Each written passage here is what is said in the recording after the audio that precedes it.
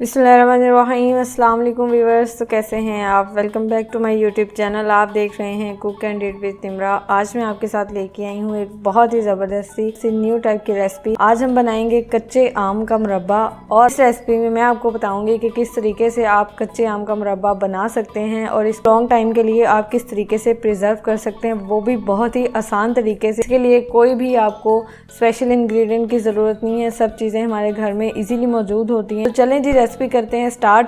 Recipe start करने से पहले अगर आप मेरे चैनल पे न्यू हैं और अभी तक आपने मेरे चैनल को सब्सक्राइब भी नहीं किया हुआ, तो मेरे चैनल को ज़रूर सब्सक्राइब कर दें और बेल आइकन के बटन को लाजमी प्रेस कर दें, ताकि आने वाली हर न्यू नोटिफिकेशन जो है वो आपको टाइम पे मिल सके। यहाँ पर सबसे पहले मेरे पास है कच्चे आम, और ये जो आम है इनकी जो वेट है वो ऑलमोस्ट 1 किलोग्राम से ज्यादा है, तकरीबन 1350 यानी कि 1350 ग्राम है, जो कि 1.25 किलो बनता है। अभी हमने इसके अंदर से पल्प निकालना है, तो पल्प निकालने के लिए सबसे पहले हम इसको ऊपर से थोड़ा सा काट देंगे और इसका छिलका उतार लेंगे और इसकी जो गुठली है उसको रिमूव कर देंगे। उसके बाद जो हमारे पास पल्प बचेगा ना, उस पल्प का जो वजन है वो 1 किलोग्राम होना चाहिए, और उस 1 किलोग्राम की ही रेसिपी में आज आपके साथ शेयर करूंगी। आप इसको डबल ट्रिपल जितनी अपनी क्वांटिटी है उस हिसाब से बना सकते हैं। यहाँ पर आम मैंने छील लिया है और इसके बाद हम इसको कट कर देंगे। कट करना बहुत ईजी है, आपने सिर्फ इसको इस तरीके से स्लाइसिस में करना है। अगर आपके पास छोटे आम है तो आप बिल्कुल लंबे स्लाइसिस में कट कर लें, उसको सेंटर से कट करने की जरूरत नहीं है, क्योंकि मेरे पास जो आम है वो थोड़ा बड़े साइज का है।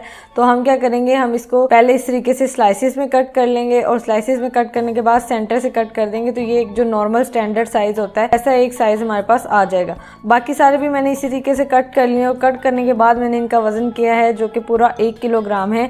तो अब हम चलते हैं इसको बनाने की तरफ। यहाँ पर सबसे पहले हम कढ़ाई ले लेंगे एक, और उसके अंदर जो सारा हमने आम का पल्प निकाला है, यानी कि आम का जो गूदा निकाला है वो डाल देंगे, और इसके अंदर पानी डाल देंगे। पानी आपने इतना डालना है कि जो आम का गूदा है वो इसके अंदर अच्छे से बैठ जाए। ज्यादा पानी ऐड नहीं करना, तकरीबन 3 कप या 3.5 कप के करीब मैंने इसमें ऐड किया है। अगर हम ज्यादा पानी ऐड कर देंगे ना, तो वो बाद में हमें ड्राई करने के लिए काफी मुश्किल होगा। अब हम इसको थोड़ा सा जोश दिलवा देते हैं। यहाँ पर जो है तकरीबन 5 से 7 मिनट मैक्सिमम मैंने इसको पकाया है। तो यहाँ पर जो आम थे थोड़े से सॉफ्ट हो चुके हैं। यहाँ पर हमने इसको ज्यादा नहीं पकाना, अगर हम ज्यादा पका लेंगे तो जब बाद में हम इसको शीरे में डालते हैं तो जो आम होता है वो ना हलवा टाइप बन जाता है, तो वो फिर मुरब्बा अच्छा नहीं लगता। इस वजह से यहाँ पर सिर्फ हम 5 मिनट देंगे मैक्सिमम, या 7 मिनट, इससे ज्यादा टाइम नहीं देंगे। उसके बाद हम सारे जो आम का पल्प है वो निकाल लेंगे, और ये जो पानी पीछे बच जाता है ये पानी हमने जाया नहीं करना। इसी पानी में हम इसको शीरा बनाएंगे, क्योंकि जो आम का मुरब्बा है ना वो थोड़ा सा खट्टा मीठा भी होना चाहिए। अगर हम ये पानी डिस्कार्ड कर देंगे और सिर्फ अलग पानी में शीरा बनाएंगे तो वो खट्टा नहीं रहेगा, वो सिर्फ मीठा रहेगा। तो यहाँ पर मैंने 2 कप से थोड़ी सी कम शुगर ऐड की है, यानी कि 1.25 कप मैंने ऐड की है। अगर आप ज्यादा मीठा पसंद करते हैं आप 2 कप भी ऐड कर सकते हैं। इनका वजन करें तो तकरीबन 250 ग्राम वजन बनता है इनका। तो यहाँ पर हम पानी के अंदर शुगर जो है उसको अच्छे से मेल्ट कर लेंगे। चीनी को बस इतना करना है कि चीनी जो है वो हल्की सी मेल्ट हो जाए इसके अंदर। जब चीनी जो है वो मेल्ट होना शुरू हो जाए, यहाँ पर मेरे पास है इलायची पाउडर, पीसी हुई इलायची है, उसको मैंने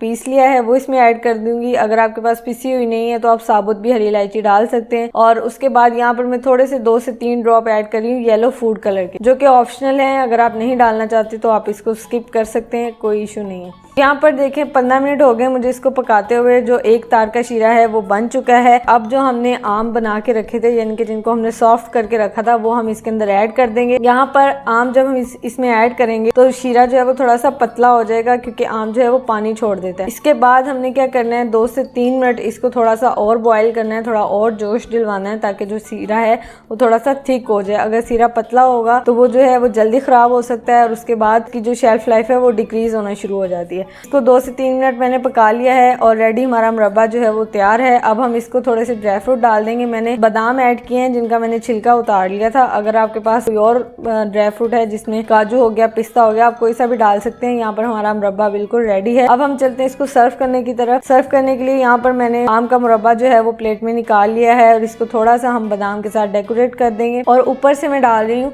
सफेद तिल, जो कि इसको लुक वाइज बहुत जबरदस्त बना देते हैं। अगर आप नहीं डालना चाहते तो आप ना डालें, ये बिल्कुल ऑप्शनल है। और यहाँ पर अगर आप इसको सेव करना चाहते हैं तो आप इसमें सोडियम बेंजोएट 1 किलो के लिए 1 ग्राम ऐड कर सकते। मैंने ऐड नहीं किया क्योंकि मैंने इसको ज्यादा टाइम के लिए सेव नहीं करना, ये थोड़े दिन चलेगा फ्रिज में। 1 हफ्ता आप इसको बगैर सोडियम बेंजोएट डाले भी यूज कर सकते हैं। और अगर आप इससे ज्यादा यूज करना चाहते हैं तो आप इसमें 1 किलोग्राम को 1 ग्राम जो है वो सोडियम बेंजोएट। अगर आपको मेरी ये रेसिपी पसंद आई हो तो मेरे चैनल को जरूर सब्सक्राइब कर दें, बेल आइकन के बटन को प्रेस कर दें ताकि आने वाली हर न्यू नोटिफिकेशन आपको टाइम पे मिल सके। Thank you, Allah Hafiz.